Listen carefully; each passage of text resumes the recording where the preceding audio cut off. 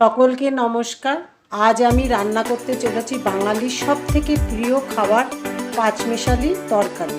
তো প্রথমে এখন আমি নিয়ে নিলাম আলু, গাজর, বরবটি, পটল, কুমড়ো, কাঁচা কলা, ঝিঙে,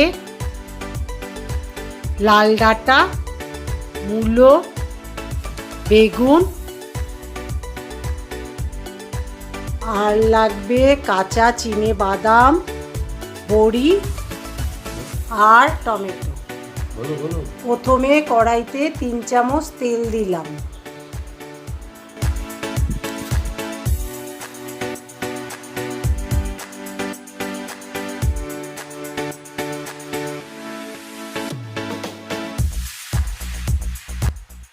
এবার তেল গরম হওয়ার পর বড়িটা ভাজবো।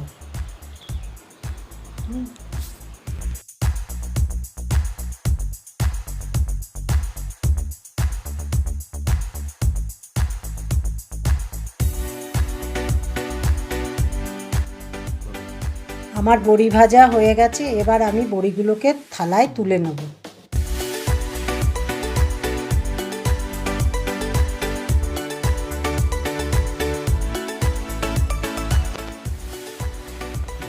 এবার বাদামগুলোকে ভেজে নেব।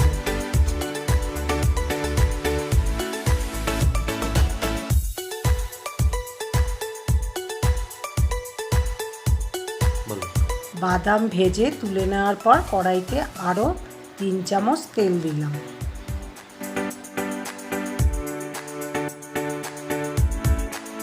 তেল গরম হওয়ার পর কড়াইতে দিলাম একটা তেজপাতা ফাটিয়ে, একটা শুকনো লঙ্কা ফাটিয়ে দিলাম, আর 1 চামচ পাঁচফোড়ন।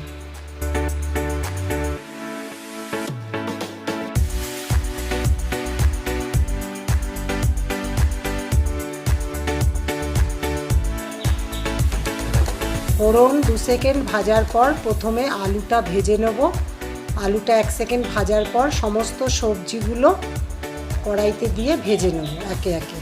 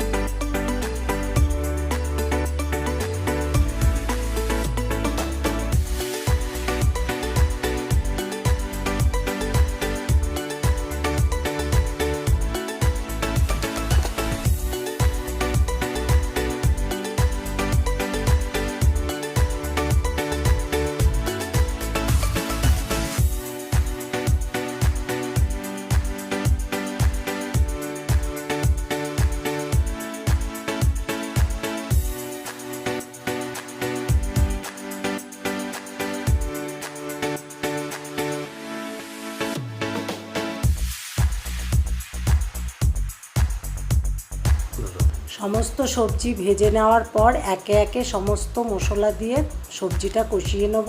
প্রথমে হলুদ গুঁড়ো দিলাম 1.5 চামচ, জিরে গুঁড়ো 1 চামচ, ধনে গুঁড়ো 1 চামচ, আর 2 চামচ আদা কাঁচা লঙ্কা, সাথে দিলাম 1 চামচ কাশ্মীরি লঙ্কার গুঁড়ো, আর স্বাদ মতো দিলাম বড় চামচের 1 চামচ নুন। যেহেতু নিরামিষ তরকারি তাই স্বাদটাকে ব্যালেন্স রাখার জন্য আমি এখানে 3 চামচ মিষ্টি দিচ্ছি। আপনারা আপনাদের স্বাদ মতো চিনিটা দিয়ে নেবেন।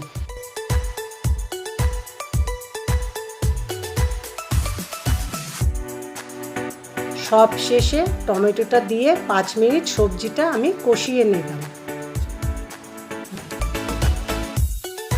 ভালো ভালো করে নাড়াচাড়া করে কষানোর পর পরিমাণ মতো জল দিয়ে দিলাম। তারপরে সবজিটা সেদ্ধ হওয়ার জন্য উপরে ঢাকা চাপা দিয়ে 5 মিনিটের জন্য রেখে দিলাম।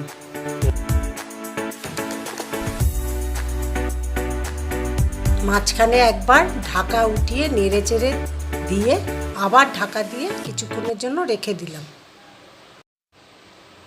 5 মিনিট পর ঢাকা খুলে একটু নেড়ে চেড়ে সবজি সেদ্ধ হয়েছে কিনা দেখে তারপরে বাদাম ভাজা বড়ি ভাজা দিয়ে তরকারিটা নামিয়ে নিলাম।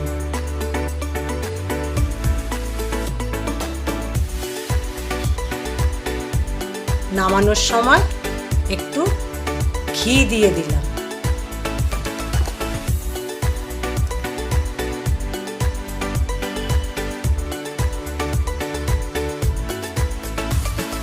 আমার রান্নাটা আজকে আমি এখানেই শেষ করলাম। তো আমার রান্নাটা যদি ভালো লেগে থাকে আপনাদের সবার, তাহলে আমার চ্যানেলটাকে সাবস্ক্রাইব করবেন, ভিডিওটাকে লাইক করবেন।